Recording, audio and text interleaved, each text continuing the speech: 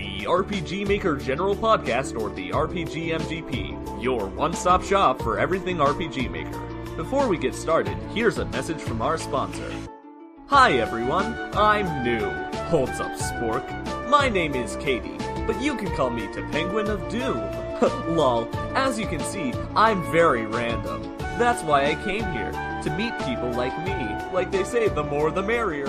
Doom! Look at that. It's me being random again.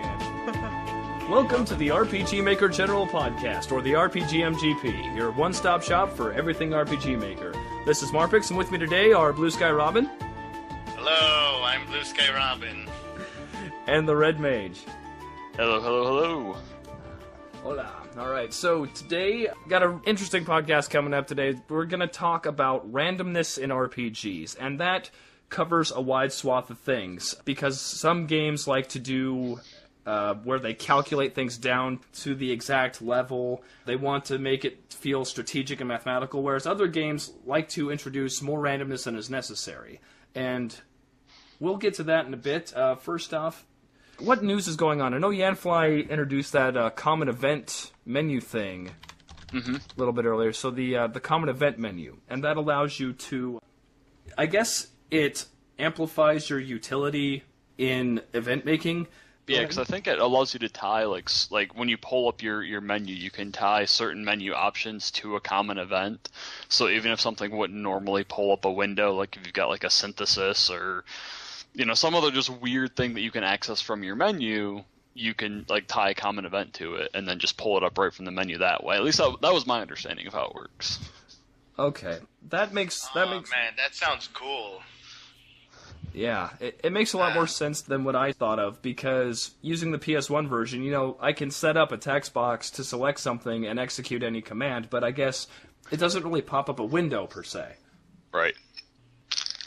On that note, if you can execute common events through your menu, then you could just have a stupid little item that plays a sound effect like in TF2. Like, that's all it would do. Yep. Have like a party popper. Yeah, I mean, you could actually use that. I mean, yeah, you could also use it for my first thought was actually like a musical puzzle type deal. Like if you have like a little music box, and then like having probably a horror game, or at least something with a little more, you know, puzzle solving to it, because you could have it play the theme if you need to, and then, you know, have to replicate that on a piano or whatever, and you could just have it in your item box just to have and use. Yeah. Ooh, on that note, Lunar, you have the ocarina in your inventory the entire time. Mm-hmm. And you can play it, and it'll play a little ditty real quick. Obviously, its effects change when you get to the final area of Lunar, but any time you can play that little ditty. Mm-hmm. Yep. Okay. Yeah, there's a lot of utility in that, then. Yeah, I mean, it's probably one of those things where, like, at first glance, you're like, I mean, that's kind of cool, I guess, but what am I going to use it for? But then, just the more you think about it, it's like, oh, I could do this, and I could do that, and this other thing. Yeah. Or, like, say, a teleport stone, like he had in the demo video. You use the item, and you're taking wherever the heck you want. Yep, wherever that common event goes. So with that, Project Progress. So, I'll start, I guess. Defeat the Darkness. Still script stuff. Still finalizing the scenes. Going to get that to the voice actors here pretty soon. But it's wrapping up. There's definite progress being made when I'm not completely wiped from work. Well, that's good. Yep. Any progress is good progress. Yeah. No. Yes. And how about you guys? Pass. No. You are working on the collab project. Yes, I am. Allegedly working on the collab project. Okay, fine. I have already written down all the boss fights, I'm just testing all the fights and just scripting the last few cutscenes and trying to make the last surprise bit look good. It's like, fuck, I've been so busy with garbage. But yeah, sure. That's what I've been doing. Okay, but you, Red Mage. Well, I posted in the thread earlier, I think it was last night, or maybe it was this morning. I don't know. All my time runs together when I have 2 days off in a row. But I've started making like actual sprites now for some of the monsters for this Monster Rancher game. I pretty much decided to just go fucking full on. I'm gonna do the Stardew Valley of Monster Rancher. That's kind of my plan right now, is just to make something that's definitely an homage to a previous series, but trying to avoid all of the pitfalls that they've done lately and try and do something new. The main problem that I'm going to run into is one of the cool draws, and I put this in the thread too, about Monster Rancher, is the fact that there's the whole, saucer stones where you put in the CD and you get a new monster. Like, obviously, you can't do that. Yeah. So I'm trying to figure out an alternate way to do so right now. One of the ideas that I would like to do eventually is having it so like you can pull a save file from another RPG Maker game, and it gives you a random monster based on the data from that save file. I think that would be really neat. I have no idea how to even go about coding that. I see. But progress has been made. I've got tables, I've got charts, I've got ideas. Just nothing's been done in RPG Maker yet, but I'm making progress, slow and steady. How long were you in IKEA looking for those tables? Dude, like all day. I didn't find anything at all. Oh God. Yeah. That's terrible. Yeah, that's an IKEA though. You go in there and you leave, and it's fucking like 6 hours later. Well, yeah, they kind of got the Wizard of Oz aesthetic in there, where you're just walking around every single thing. Mm-hmm. I need some for your bedroom? No. How about your kitchen? No. How about your other bedroom? And then after a while, it just loops back. So it's like, wait, I've been here before, right? No, you haven't. Nope, you've never been here. I was like, oh, all right. No, I thought like 2 hours ago I was thinking about making a man cave because I saw the furniture here. Man cave. Mm-hmm. Oh well. Yep. All right. So now we got that out of the way. RM and I were here for the previous podcast, but Robyn, if you wanted to touch on something from the previous podcast, this would be your time before we get into the actual subject. Yeah, right. What the fuck was the previous one about? It was about... You are tired. You literally just told us this story right before we started. Oh, God. Right, okay. It was about, like, the goddamn writing, right? Yes. I wish I was there for that one, but okay. I'll just stick to this one topic. So, Cody, you mentioned, like, quote-unquote lesbian koalas, right? Yes. Right. So basically, I just want to share this little anecdote I heard like a little while back, like because there was this black kid and his dad, right?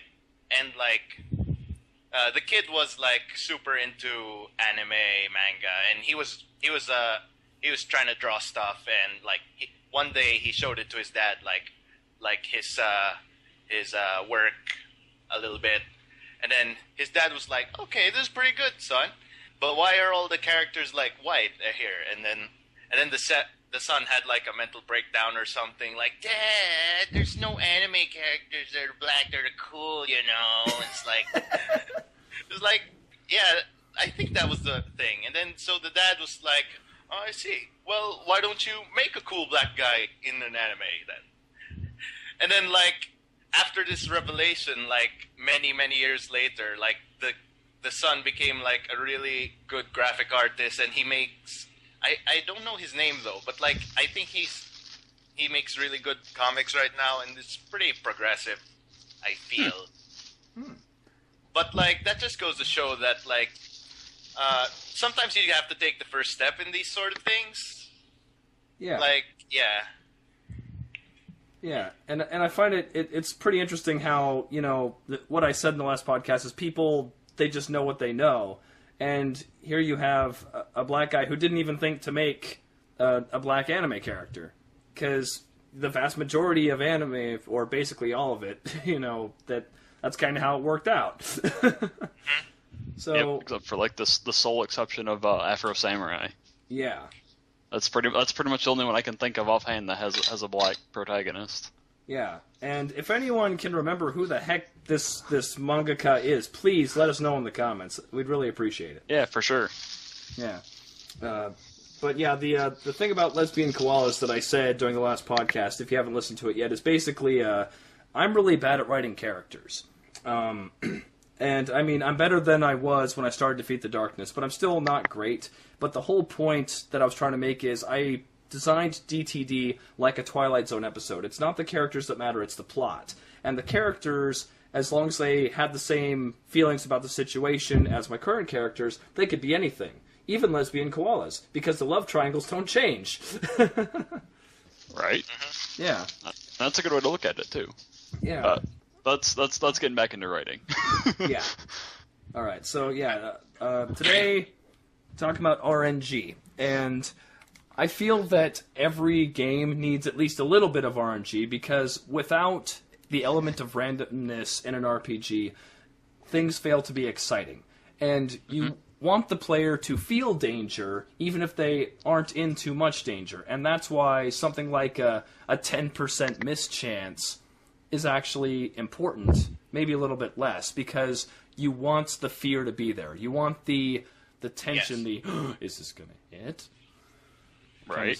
Yeah. Mm-hmm. Yeah. But, And just kind of going off that, one of the interesting things I saw in the thread, I think it was either the last one or the one before, is the dude that's trying to replicate one of the, I think it's just a Dungeons and Dragons tabletop system, and in D&D, you miss a whole hell of a lot more than 5 or 10%, because your 2 hit is usually you got to roll like maybe an 8 or a 9 or better on a D20, which is going to give you about 60% hit rate. Mm-hmm. So in the RPG, it's just miss. That's about over right. over. Yeah. Yep. Yeah. Exactly. yeah. But take note, in like D&D, like you also have characters that can attack up to like 4 times in a turn. So That's true. Yeah. Yeah. Yeah, Things get D&D, better. I think at the lowest levels is all about the dice, because you can roll a fighter who has something like 17 or 18 AC. So if you're a level 1 fighter and you're fighting level 1 creatures, you're never getting hit. Yeah, pretty much. Yeah. Like fuck, I can top that at like 21 at level 1. But, I mean, and then with that, though, I mean, you can, by that same proxy, you can roll a fighter that has, 14 or 15 armor class and still not get hit by anything if the creatures are rolling poorly. Or there could be a fighter who's less good at fighting than you are that hits more often than you because you roll poorly, which is usually my luck. But that's RNG. There's not really anything you can do about it besides just deal with it. Yeah.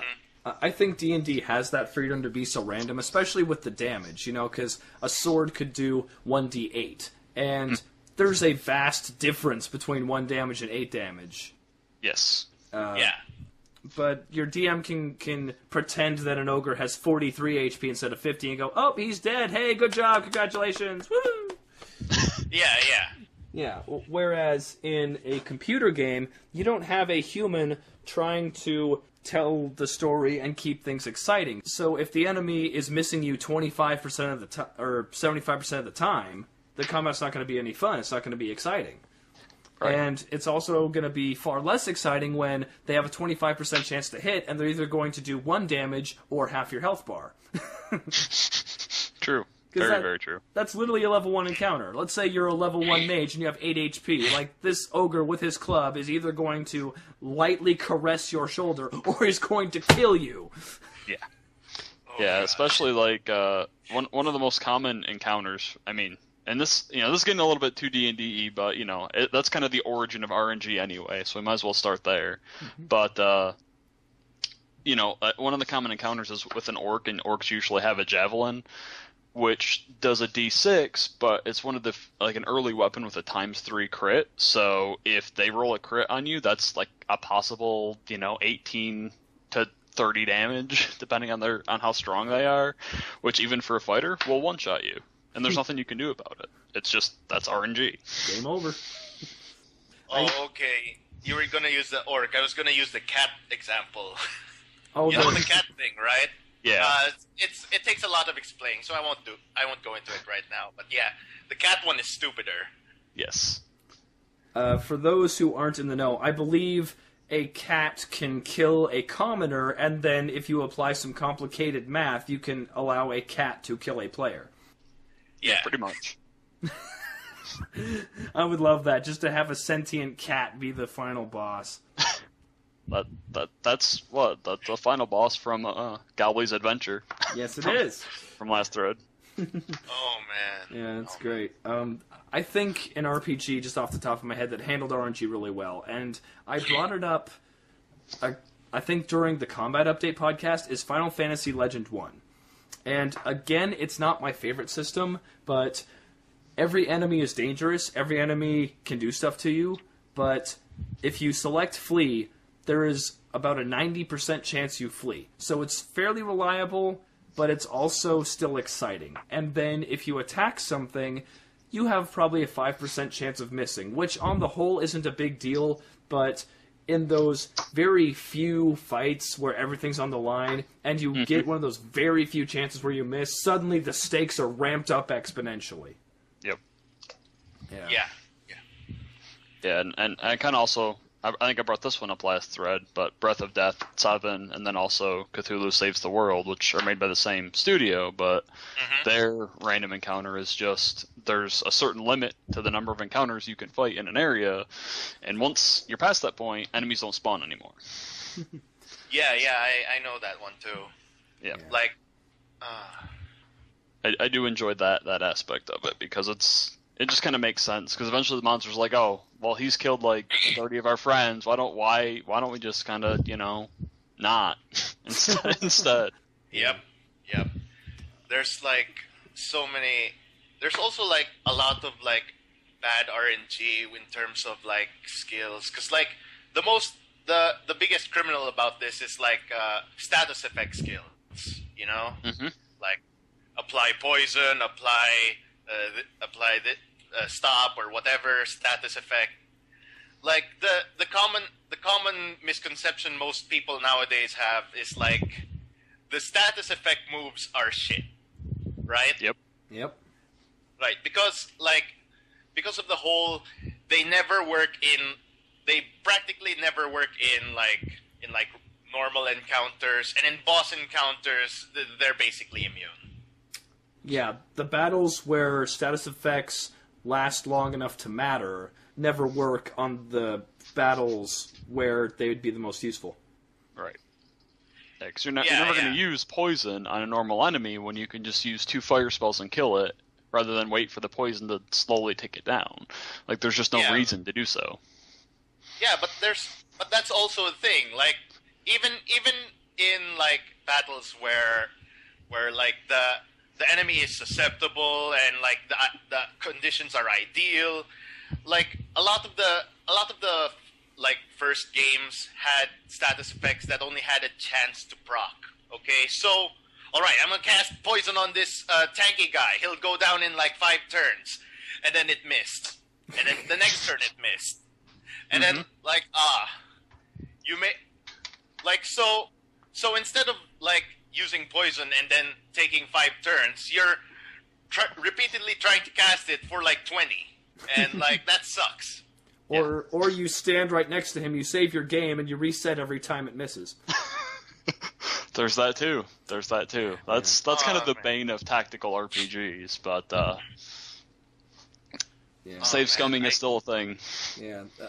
The only game I think that did status effects well besides FFT would, off the top of my head, FF1. Because in FF1, there's only one level 1 Black Mage spell that targets everyone, and it's Sleep. And so you can use Sleep, if you're facing a whole group of people, to maybe, sleep a couple of them and draw the battle a little bit. And the best part about it is you face the Pirate Beak, or Bick, or whatever, very shortly after the first town. I believe he's even the second town. Yeah. And that sounds about right. Yeah. Yep. And you know what the fuck you fight? You fight 9 pirates. Yeah. They fill the screen with pirates, so what better time do you sleep? And even though it doesn't work all that often, it hits the entire field. So you're bound to put a couple of them to sleep, and you can take out the rest at your leisure. Yep. Especially early on. Final Fantasy 1 is really interesting, not to get into battle mechanics, but because of the mechanic that a lot of it is just enemy management and numbers management, rather than, like, anything else. So that always really struck me as interesting about how its battle system went. But anyway, that's neither here nor there. Yeah. I think that status effects, because status effects are random, I'm just going to keep going on this. I'm just going to keep riding this train. Go. Run with it. Enemy management actually would be a fun thing to deal with. So let's say you have an enemy with a lot of HP. It's going to be really annoying.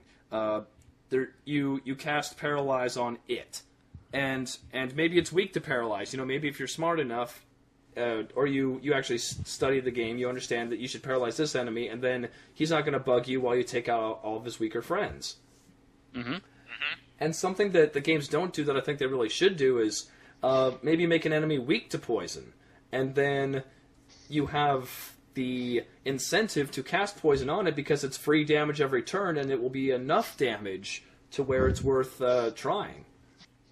Yep. Unfortunately, I think FF13 did this. Like after the world opens up, like 13 hours after you start, right? Like there are areas where all the status effects are good. I don't remember the exact wording, but like once you open up the world, and then there's like this area where there's a lot of giant monsters, okay? But they only fight you one at a time. And like there was this one stance that you had that was utter garbage until you got to that point. It was the status effect one. Yep. Because these things had so much health that you had pretty much no choice but to use poison on them just to make the battles end faster. Yeah. That now, I mean, that's one of the things I did really enjoy about 13 is the battles, because that randomness comes into play a little bit, but there's so much control that you have over that randomness at the same time. So it's a really interesting and fast-paced battle system. The only problem is, those huge enemies where you have to use certain combinations of classes in order to get through them. We're always a little bit grating at times, but but on the other hand, I wish I didn't have to use medic. You know what I mean? I guess they just figured they have to use this for something. They have to use this stance for something. The one thing I did like about was like there were like different tiers of status effects for some of these things, I think. Like for example, you had the poison skill that was guaranteed poison, but that's it.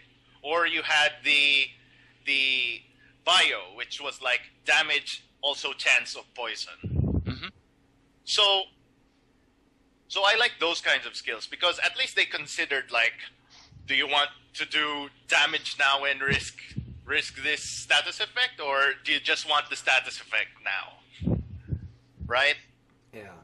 And that's a good way to handle it, because no one in their right mind is going to pick the status effect if the attack command works 95% of the time and will get half the job done. And the status effect will... Like, let's say the status effect is instant death, and it works 30% of the time. It's still not worth using because attack is much more reliable and will basically do that job eventually. Yeah, especially because usually for death in that example, as a spell, consumes a limited resource, whereas attack does not. Like, just there's no reason to waste resources on something that probably won't work. Yeah, that's true. I wanted to bring up Final Fantasy Tactics for a second, because FFT is based heavily in math. Basically, you can calculate turns way ahead of time. You can calculate damage if you go online and look up the Q value for spells. If you know based so heavily on math that there is a class in the game for math. Yes. Yeah, but the best part about the game is they allow you to mitigate the randomness, because most of the randomness comes from your faith value and the spells you cast. And something that really adds character depth and mechanic depth at the same time is the faith value. So if your character has 0 faith, they are effectively an atheist, they are immune to magic. Mm-hmm. Yep. They don't believe in magic, it won't hurt them. But on that same token, if they don't believe in healing magic, you can't heal them or revive them with revivification spells. Correct. You've got to use items. Yeah, and once you get the mediator class, you can alter people's brave and faith. And if you have 2 characters with around 60 faith and you want to revive someone, well, the revive probably has about a 75% chance of working. It could fail, but you are generally going to succeed, and if you don't succeed, you still have a couple turns before they die permanently and turn into a crystal. So even though there is a chance of failure, it's not going to break you. And that, I think, is the best way to handle RNG. With that being said, I mean, with RNG and status effects and Final Fantasy Tactics, the Oracle, which is the status effect class, is utter trash in retrospect, because it doesn't usually matter, because I think even if you get to 96 is as high as you can get, because if you get any higher then they just leave your party. Yep. Your status effects still only have like a 50% chance of working, like maybe 60.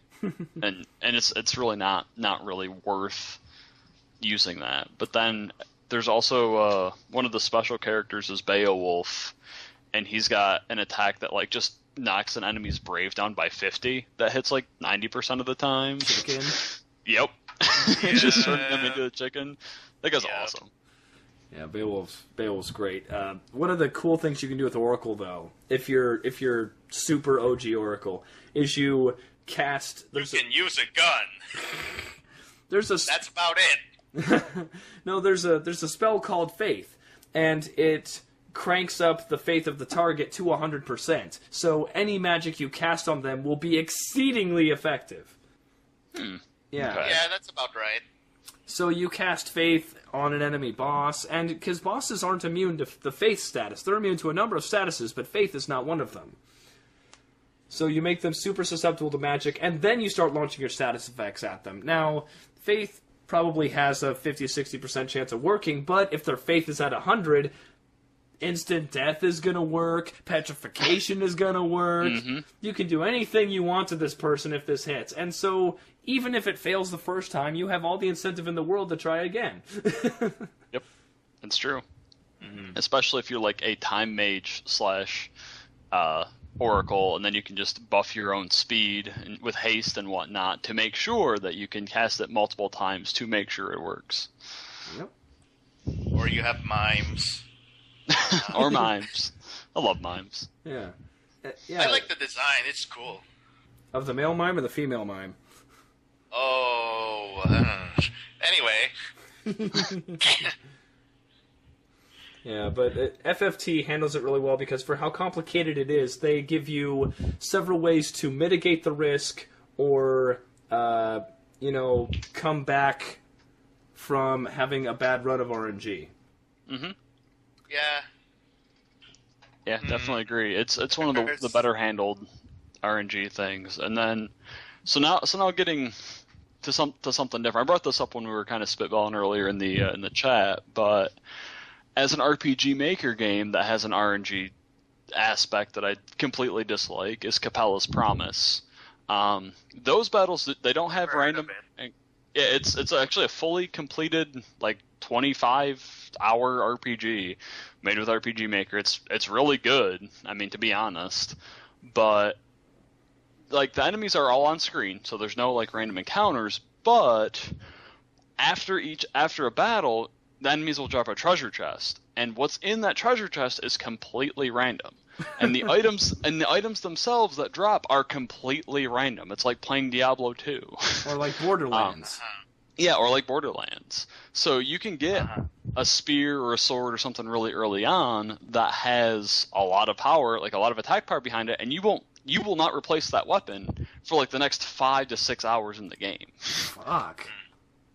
Or conversely, you'll just get a bunch of garbage, which is what happened to me. Because I got that one good weapon, and then, like, garbage forever afterwards.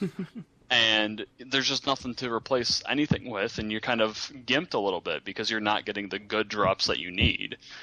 Thankfully, there are things inside the game that let you, like, you can limit, like, your character's strength in order to get better drops. There's just, stuff that tips the balance a little bit more in your favor, but you have to gimp yourself to get that RNG, and I'm not sure how I feel about that either.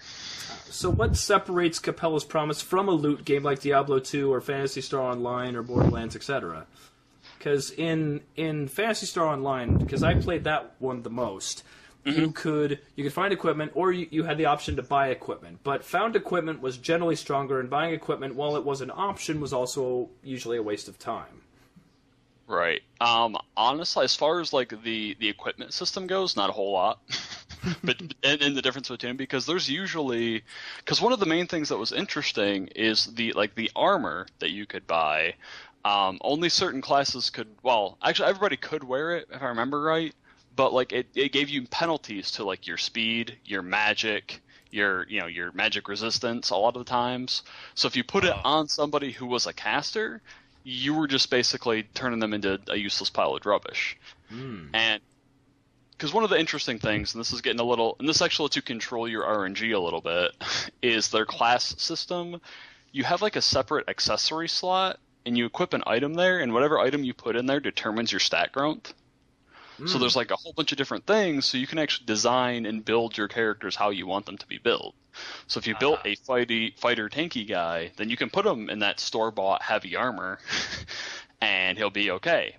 But if you've got, like, a hybrid, you're going to have to go out and fight dragons over and over and over and over again until you get the dragon mail that might maybe drop, which doesn't reduce your magic. Okay, so there is a penalty for being unlucky. Yes. Youch. Yes. And that's part of the problem I'm at. Trash. Because, like I said, the game itself is really fun, and not until, like, the very end does it really start to matter. But there's some fights near the end of the game where I was just like, I genuinely don't know how I'm supposed to beat this. I don't know. And then I went out and I had to grind, and I hate grinding. I think grinding is, like, the worst gameplay mechanic in the history of forever. But and so it got better gear, got some levels, went and was able to win. But then there's post-game content that I can't even come close to beating, just because of what you need to have to beat them. What do you mean you didn't get the dragon tail sword from the dragon? Well, I got the dragon scale mail. Oh, dude, you need to reset and start over, man. Try again. Oh, God damn it. Speaking of grinding, how do you like random grinding? Basically, Final Fantasy... How do you mean? Because I was going to say, explain for horrible. ourselves, sir. Oh, so, still one of my favorite games, which is really hard to say with its combat system, but anyway, Final Fantasy Legend 2, for the original Game Boy. The humans and mutants had a progression system where, depending on what item you used, a stat would randomly go up. So if you used a sword, it may make your strength go up at the end of the battle. If you use, say, like a whip, your agility may go up, or a bow, your agility may go up. If you use magic, your magic may go up. But the odds start relatively okay, but then as you progress in the game, your odds go down, because the game wants you to fight tougher enemies. But the problem is you need strong, expensive weapons to fight the tougher enemies, and you run into this vicious cycle where you run out of money and have to fight weaker enemies, and then your stats don't go up. Gotcha. All right, because it's the Saga system. Yes. Which, I remember this. I remember you talking about this. And there was one time I had run out of money and nearly run out of items, and I had one person use a shield as their final move, and using a shield may increase your defense, and by may, I mean humans have a 1 in 256 chance, and mutants have a 4 in 256 chance of increasing their defense when they use a shield. This motherfucker increases his defense. He's the only stat increase for this battle, and I got pissed. I got so pissed. Like, that's not what you're supposed to do, asshole. Yeah, that's the one problem I've always had with the Saga games. Like, I like how a lot of their systems work, and I do actually really like the equipment durability deal that it has, because that's something that's pretty common in all of them. But that random stat growth, just I don't like it. Yeah. I can't deal with it. Yeah. Now, if the game... I know. That... Yeah. If the game didn't rely on it, it'd be fine. You know, it could be a short game, and you could still beat the game with base stats, and I wouldn't care. But when you have a ranking from 1 to 99, and your characters start with an average of 6 in anything, you're going to run into problems. Yep. But a game that... you know what? Final Fantasy I did not suffer for this, because in Final Fantasy I, the system was the character either guaranteed got a point in a stat or had a 50-50 chance to gain a point in a stat. Mm-hmm. So if you did manage your RNG correctly, you could have thieves or white mages with as much strength as a fighter because you kept resetting if they didn't have their strength go up. Yeah, and that's how people completed like a solo white mage challenge and that kind of thing. Right, which, that kind of patience and dedication, I do not have. But yeah, I can see it, and that's similar. That's a very similar style to what showed up in Earthbound too, and in like most strategy RPGs, especially ones that are Fire Emblem based. Like each character has like a certain percentage of what a stat will go up when they level. So yeah. Which I don't really care for, but, you know. Yeah, because Fire Emblem runs into that problem where if you have bad growth, you are screwed. Yeah. And it just unlucky stat games. Yeah, right. Yeah, there was... it was either the last thread or the previous thread where I was talking to someone about Fire Emblem and its growth and stuff, and I said, like, Florina, who is the Pegasus Knight you get at the beginning of the game, she's still doing 6 damage with javelins in, like, Chapter 27. And 6 damage is not enough. Like, I got super unlucky with her. I still need to look up my save of that game to say that it was 6, but even if it's, like, 9, it's still a single digit, and it's still bullshit. Right. It's true. Meanwhile, Raven and Hector... Bullshit. Raven and Hector, oh my god, like... fucking Hector can solo the whole game, pretty much. Yeah, I don't... And that's why I can't play Fire Emblem, is I care too much about these tiny little numbers and, you know, making everyone grow equally when I could just plow through the game with Raven and Hector and just not care. Mm-hmm. Is that why the Fire Emblem games give you, like, a really strong unit early on? Yep. Not like, usually, just to carry you. Because the only Fire Emblem I played was like Sacred Stones, you know, the one no one likes. Mm. And like, I don't know, Seth is fucking overpowered, man. Yeah. Like the first paladin guy you get, he's there at the start, and he's gonna like carry you through everything except for that one desert part because that desert sucks. Mm. Oh god. So typically Fire Emblem games start you off with a character they call the Jigen, which is named after Jigen from Fire Emblem 1. And the whole point of the Jigen is he's a strong unit, he's going to carry you through the early part, but because they're a pre-promoted unit, they don't get as much experience from kills, and their stats don't go up as well as others. And that's like Marcus in Fire Emblem 7, which is the first Fire Emblem that got translated and brought to the West. You know, Marcus is good, but every other Cavalier will outclass him if you take the time to level them up. The thing about Sacred Stones is that it's an extremely easy game. It's one of the few Fire Emblems that allow you to grind, and they also decided that Seth should be viable at endgame, which means he's an overpowered piece of shit for the entire game. I'm so glad to know that I played the easiest one among them. I'll be sure to not pick up the other games then. I mean, Awakening is also really easy. I can't deal with it. Yeah, Awakening also very easy because it's waifu emblem. Like, Mm-hmm. And you have a unit who starts out really strong. Who, I mean, he's not as viable, but he doesn't like fall off like a lot of the other Paladin class units that you get at the beginning do. I can't deal with this game have like permadeath in them. And then I know you can turn it off, but like if you're in one battle and one of your guys went down, you're pretty much dead already. So yeah. Yeah. Speaking of RNG fucking people over Fire Emblem. Yeah. Fuck those critical rates, damn it! Yeah. Oh, well, this guy has an axe and I have a sword, so it's a 28% chance to hit and a 5% chance to crit, and he's dead! Oh my god! No! Yep. Yep. And Welcome to Fire Emblem. Yeah, and because it uses a table that's generated at the start of the mission, you can't avoid it, you can't escape it, unless you're me and you have save states for the past 3 turns. And then you move somebody over to get that good random number, and then you end your turn so that they can have all the crappy numbers.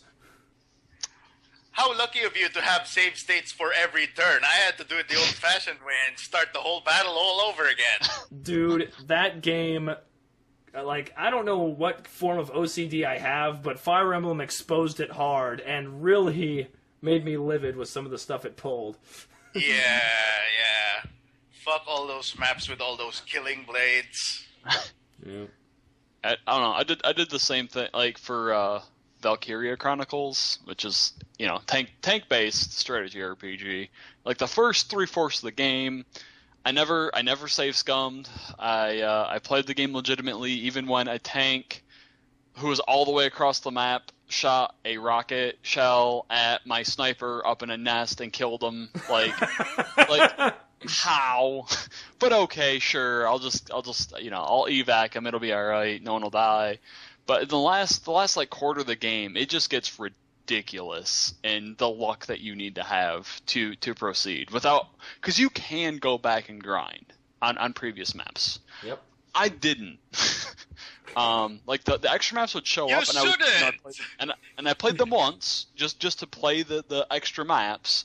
But you can go back and keep grinding on them if you want to. But yeah, and again, I reiterate, grinding is a terrible, terrible, terrible part of RPGs, and I hate it. Yeah. But unless I'm playing a game where I want to grind, like I will happily go and play Dragon Warrior 1, where you've got to grind up 560 gold to get the hand axe off enemies that drop like 5. Okay. But that's also nostalgia.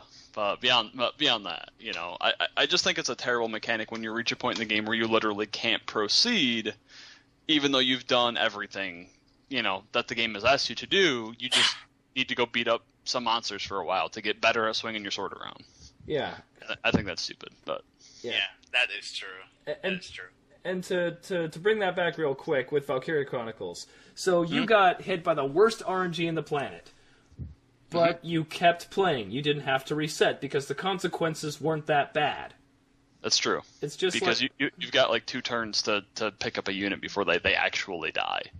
Yeah, and just like in FFT, it's not the end of the world. Whereas in Fire Emblem, well, that's going to keep happening no matter how many times I turn off and turn on my Game Boy Advance. So okay. Yep. Guess I'm done playing. Which a recent example of this shitty RNG is Chroma Squad. Which is it's a tactical RPG, but it's based on like Power Rangers. I forgot that game is out. Yeah, it's actually a lot of fun. Is it bad?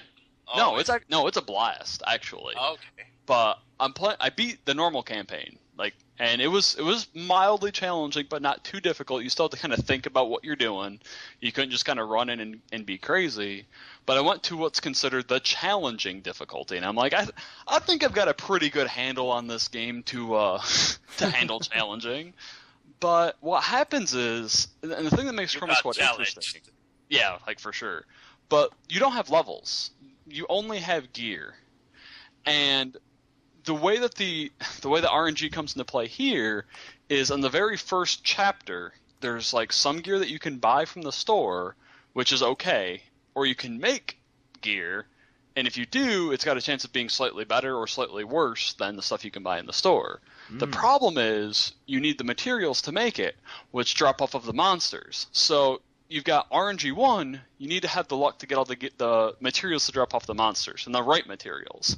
RNG 2, you have to then use those pieces that you have to make equipment and hope that it actually turns out okay. and then RNG 3, during the final battle of the first chapter, even if you've got this stuff, it's not like you're really strong at all. And he's got this move that he does randomly. I can't figure out any kind of like AI pattern to it, where he hits every one of your characters on the map for a good like third of their health, and then he summons like 4 minions. These minions all have guns, so they can snipe you from a long way away. So if, for example, he hits everybody, knocks everybody back, summons these 4 minions who then all just zero in on one person and attack them, they're dead. And there's nothing you can do to stop it. God. And if that happens to be your healer, you're even more dead. Double dead. So there's the RNG in that game is so ridiculous on the challenging difficulty. Before that, not so bad. It's a little frustrating, but you can still get through it by thinking well on how you're going to address your battles and utilizing what equipment you do have. But that first chapter is just beyond brutal. There's so much RNG involved. I hate it. I can't beat the first thing. I can't. I've tried. What a noob. All right.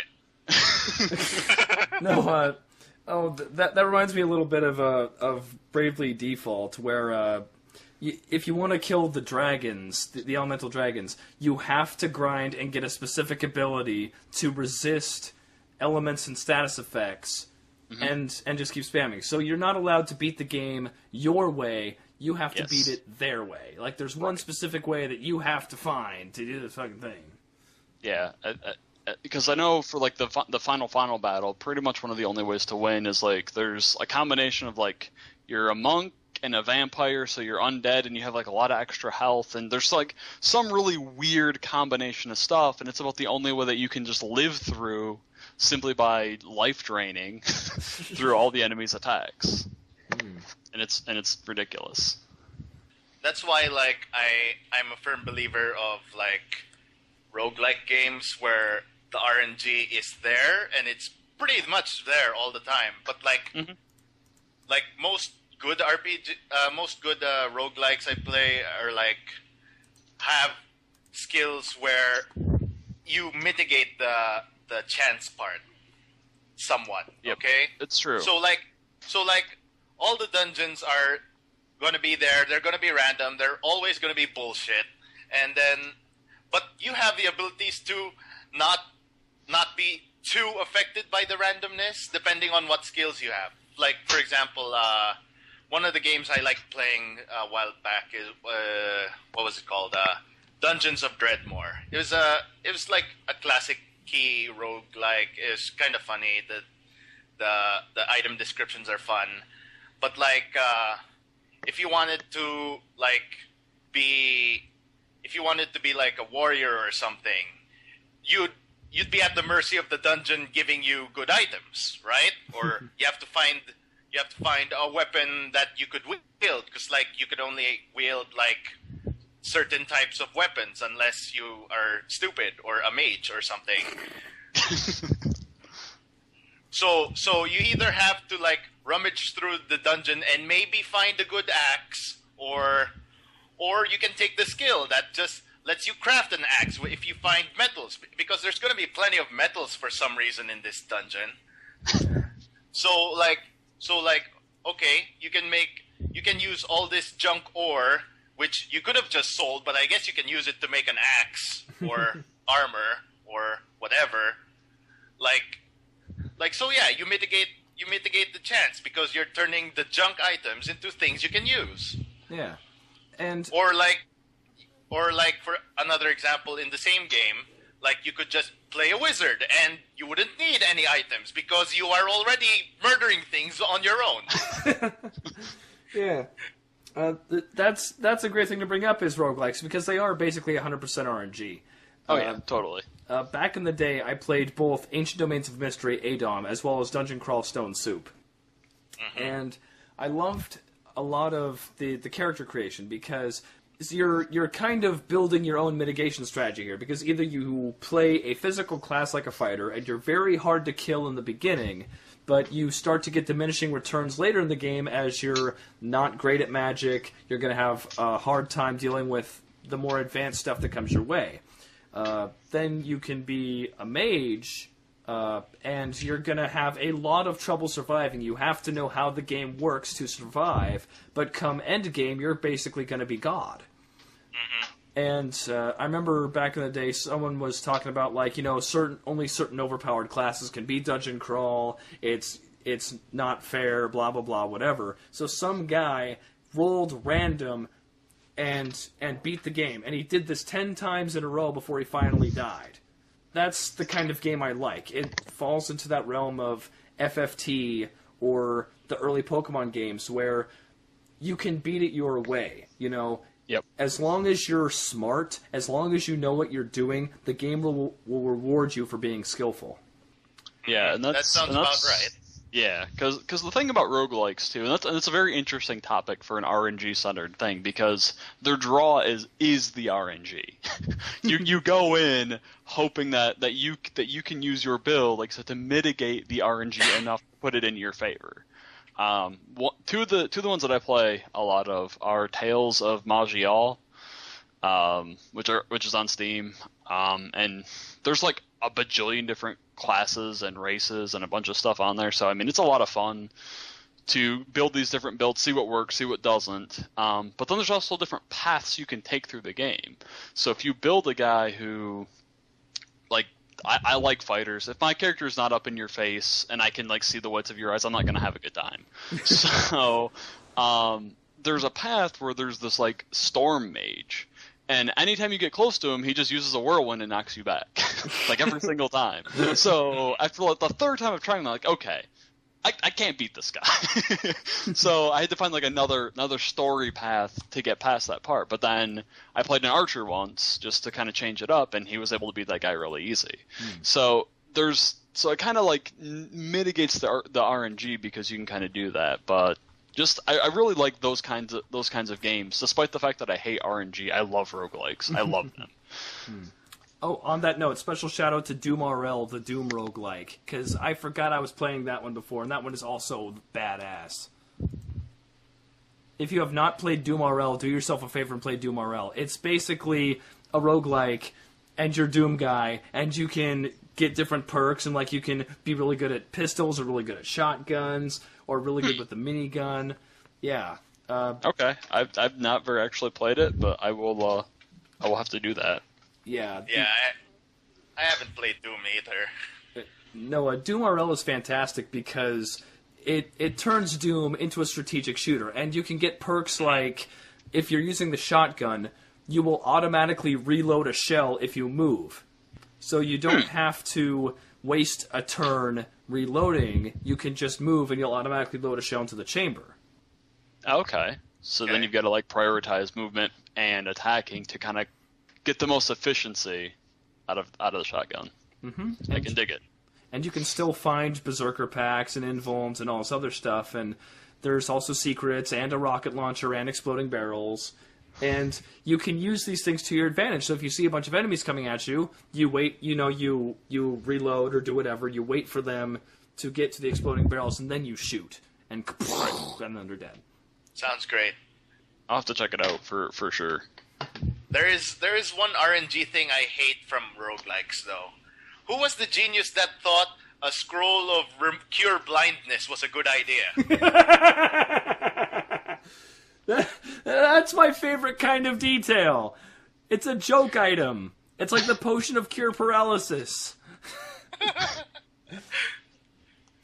I know, but who the fuck had this idea to make a scroll of cure blindness in a one-player game? Technology.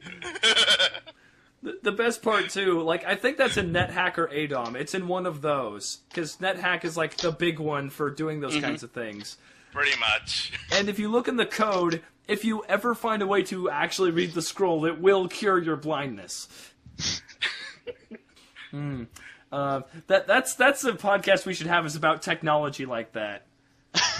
Because there's one in... it's either NetHack or ADOM, and it's called the Potion of Uselessness. And if you drink it, it will not restore any HP, it will not reduce how hungry you are, and if you are on fire, it will not douse you.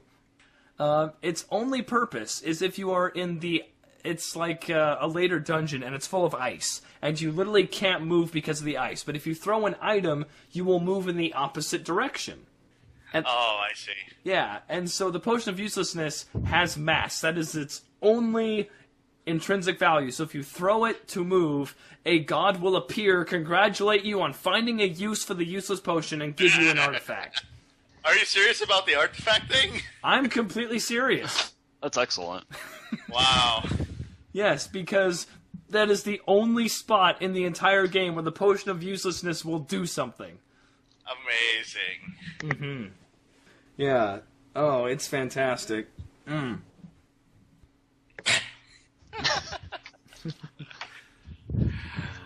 Oh boy.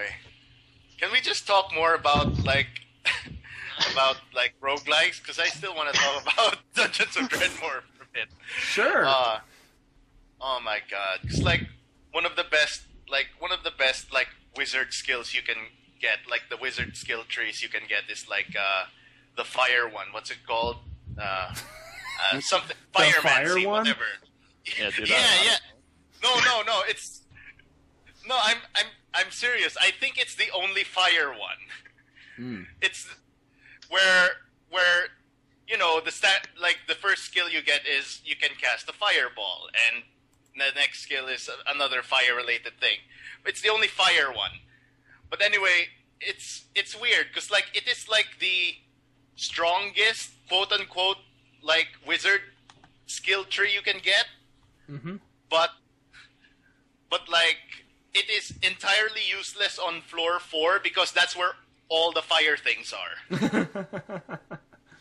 So of course it does nothing there.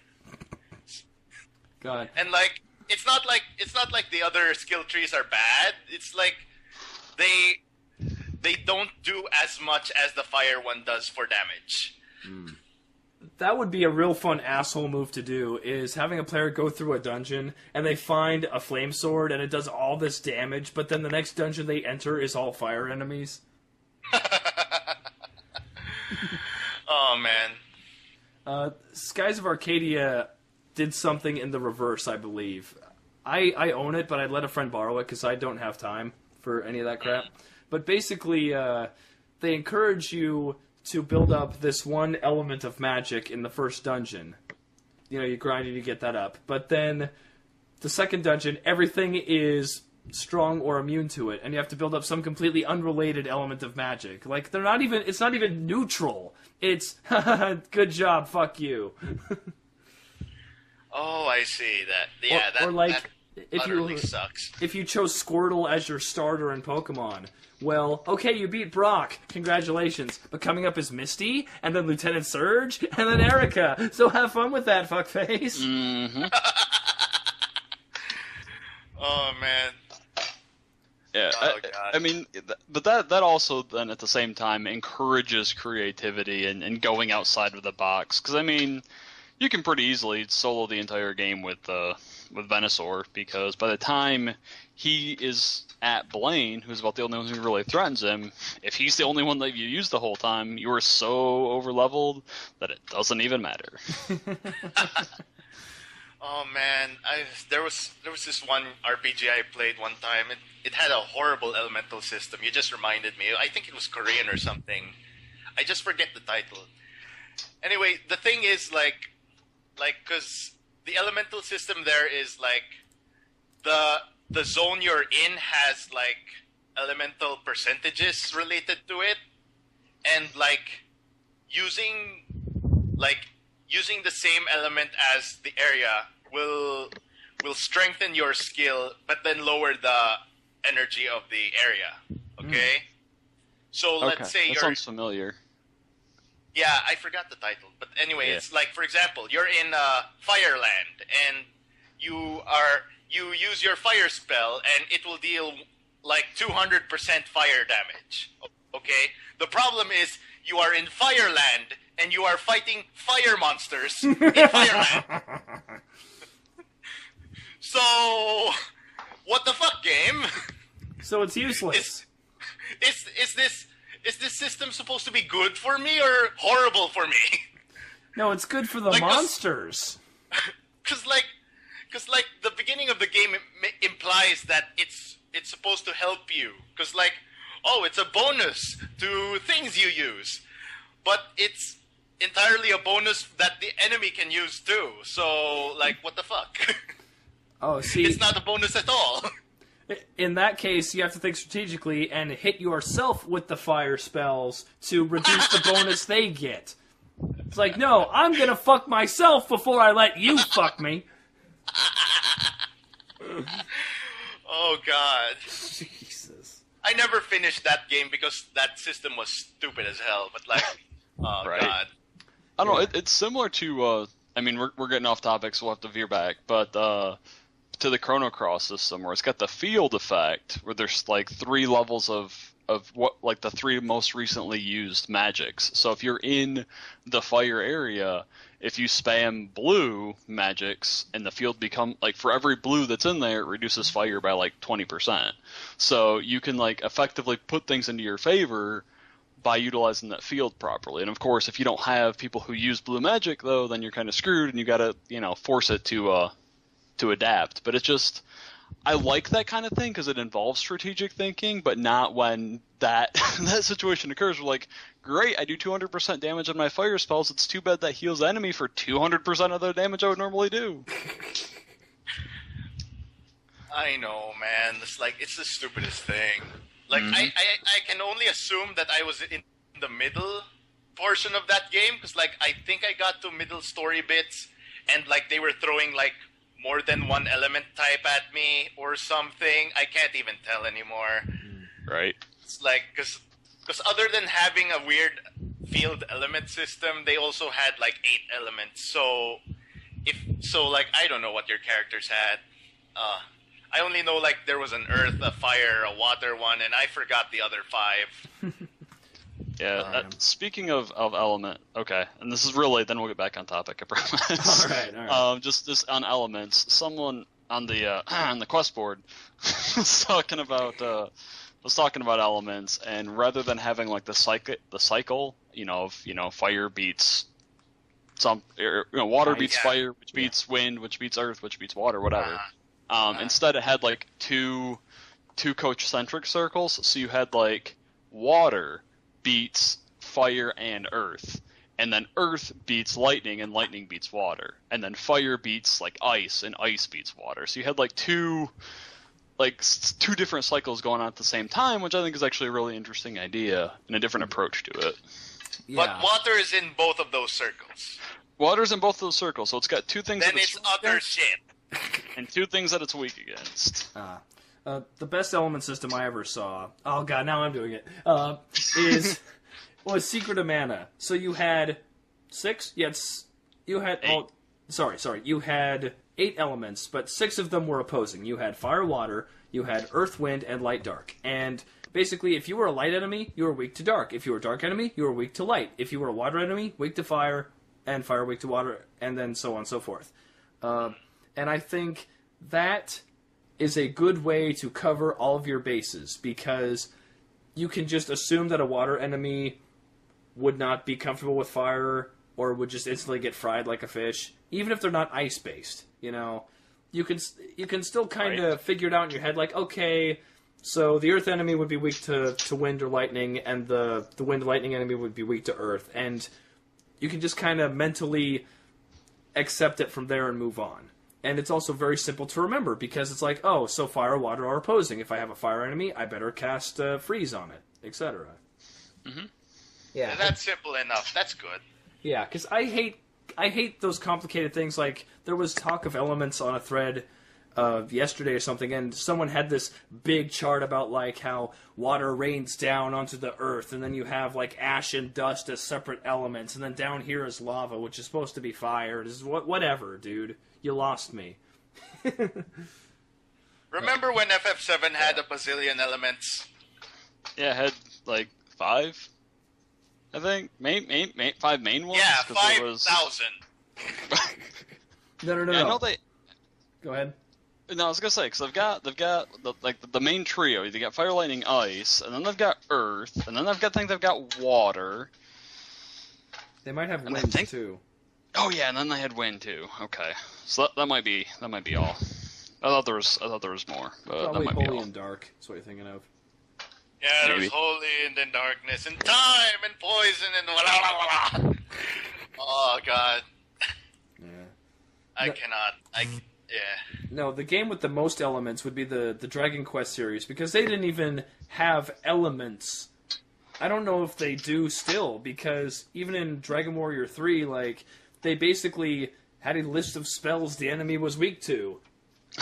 Yeah, usually from at least from Dragon Quest Monsters, which is the Dragon Quest game I played the most of, like you had fire, the spell, but then you also had like fire breath, and some things were weak to one but not the other. Yeah. And it was always really, really confusing on what worked well on what. Yeah, they had to go individually and be like, oh, whoops, fuck, we forgot to make them weak to fire breath. Oh, well. Mm-hmm. Remember when Dragon's Quest had hurt as a spell? That was good. Oh yeah. Hurt and heal. And hurt more. They were really creative back then. Oh, they only had 4 Thank- letters. Thank you, translation team. Yep. Okay, so RNG. In my opinion, RNG is like better if there's not too much RNG with it. Like, okay, for example, we have an attack that's like you said, 95% chance to hit, and that deals standard damage and like 5% chance to miss. Like, if there was like an attack that was 100% to hit but dealt less damage, that's fine, right? Yep.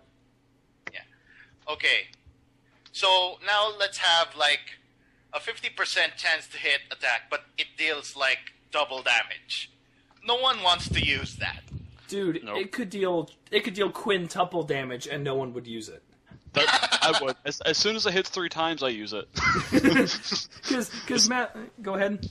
No, I was gonna say, because as soon as the math kind of balances out to where, okay, I'm probably gonna get a net win on this. I usually only against bosses. Against regular enemies, no, I would never use it. But when you're playing the long game, if you would get a net win out of something like that, oh, totally. I would, without question, I would use it. Yeah, because Bravely Default, I think it's a monk ability or something. You have a 50% chance to do double damage. Why in the fuck would I ever consider using that ability? Right? Yeah, exactly. Like, okay. If it was like it didn't cost any MP or whatever, and then it only took your turn, no other differences. Okay, that might be usable. But a lot of people will not like to use it anyway, right? No, you go for the guaranteed. Yeah, because the chance is too big. Like even though the reward is pretty big, the risk is the risk is also too big. And some people just really dislike that. What some people prefer is oh, this one skill has 100% chance to hit, but a 5% chance to crit, right? So you can like count on it to do the guaranteed damage, but like maybe, just maybe, you can get that 5% to double your damage, right? And that's the exciting part. Right. Yeah. And people like that. That's the kind of thing most people seems to like for RNG. Yeah, you have to have a reliable floor. Yeah, it's like what I said with a bio spell. Like, if it's guaranteed damage and then a chance to do a status, that's okay. I rate that a good usable skill. Yeah, Like, because especially if it deals at least as much as your normal attack. Because seriously, what the fuck? Why would you have a damage skill that does not do more damage than your normal attack? Right? I would say it depends on the resource consumption. So if it uses... yeah.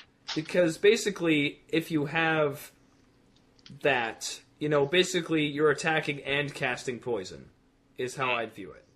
Yeah. So what I would do is probably it would do 75% of the damage of a normal attack, and then have a chance to cast poison. And then... Yeah, that's fair. Yeah, and then that way, if you get the poison damage, great, you're going to be on the up and up eventually, but if it doesn't cast the poison, well, you're not so deep in the hole that you may as well reset the battle. Yeah, that's the thing. High risk, high reward does not work for a lot of people in terms of RNG. Yeah. It's true. Unfortunately. I'm like, one of those people. I like high risk, high reward, but it doesn't always pay off. And when it doesn't, it's always a real bummer. I could see it working in a Dragon Quest style game where you have a party of 4, alright?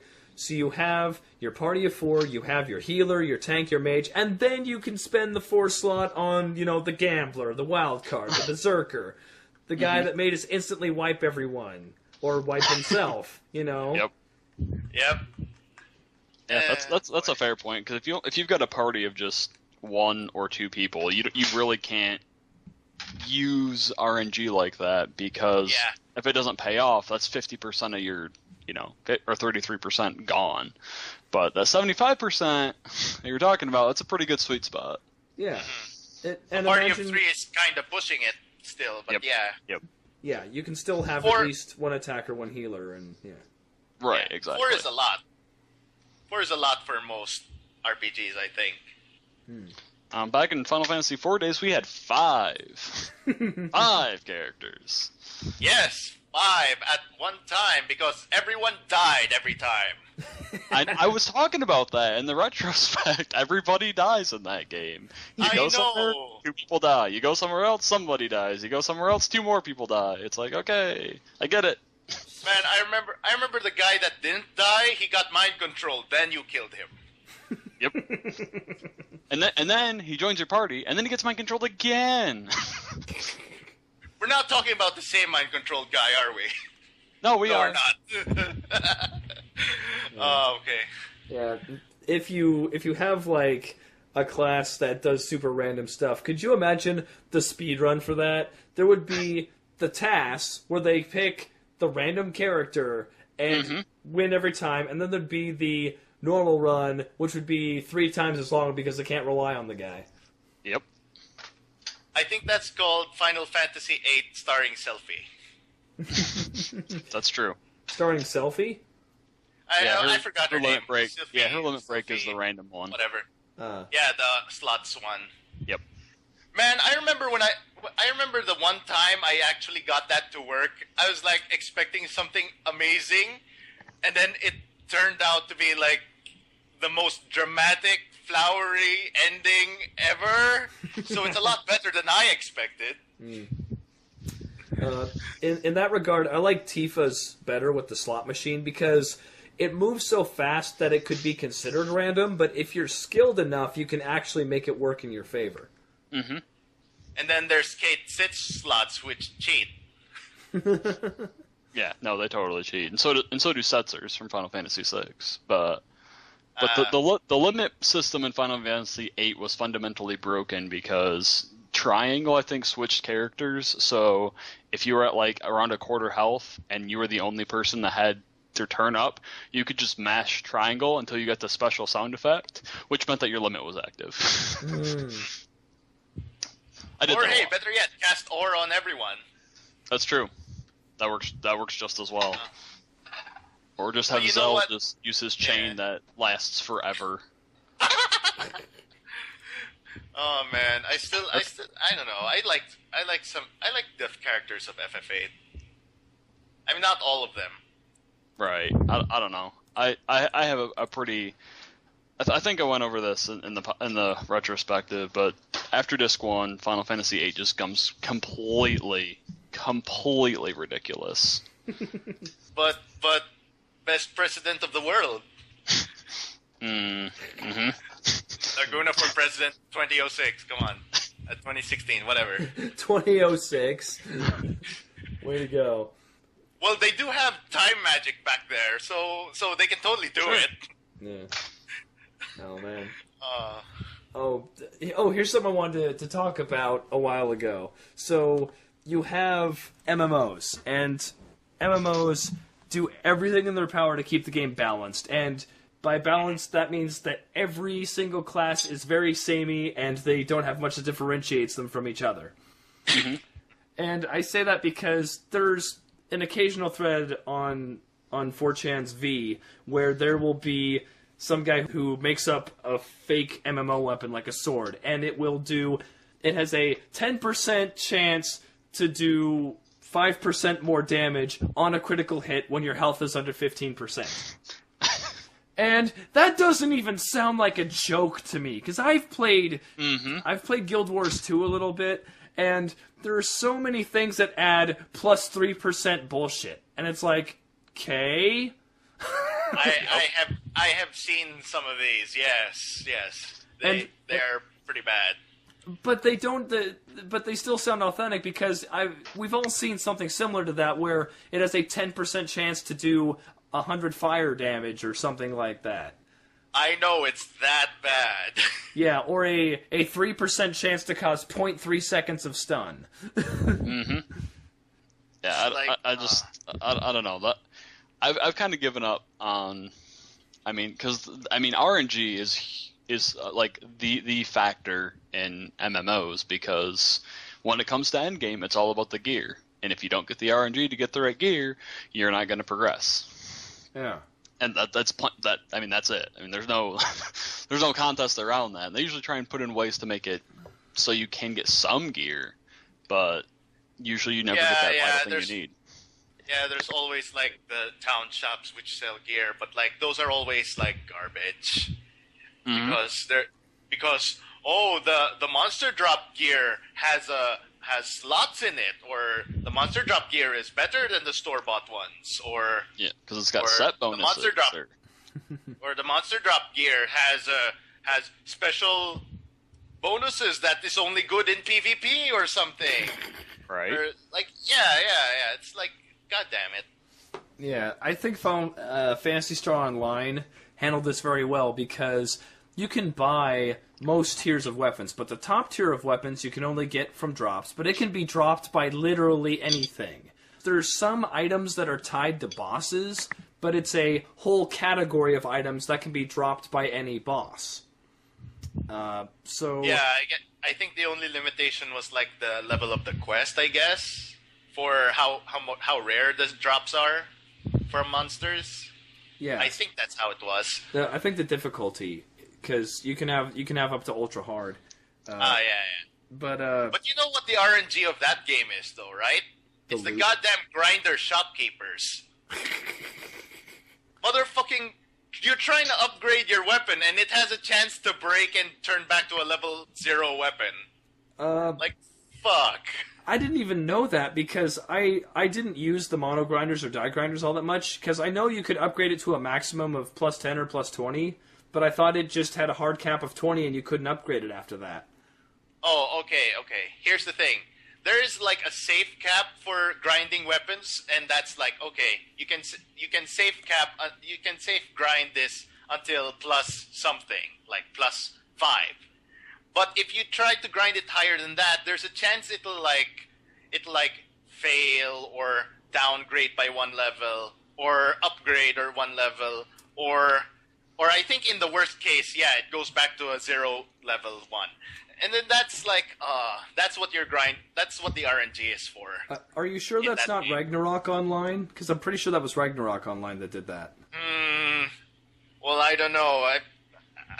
I've experienced too many MMOs now. So they're starting to melt together.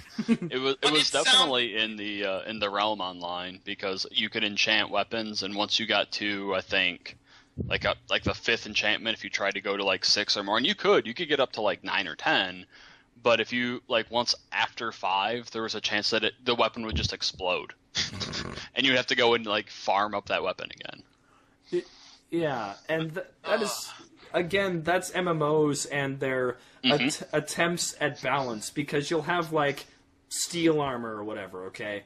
And this armor sells for 1,000 gold. Okay, whatever. But then you have steel armor plus 1, which will add 1 extra point to your defense. Okay, so instead of having 600 defense, it has 601. And it'll sell for 3 million gold because nobody has steel armor plus 1.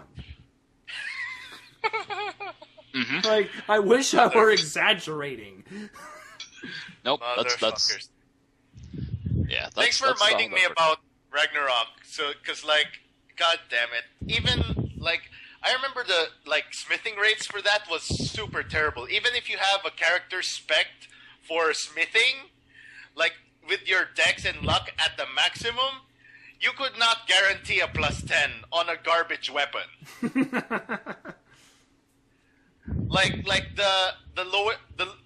A low tier weapon that should have the highest percent chance of getting anything out of it, like a katana or something.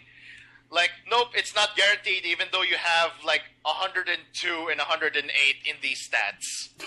With a stat cap of 99, by the way. No, the only MMO that I really played of, unfortunately, is the World of Warcraft.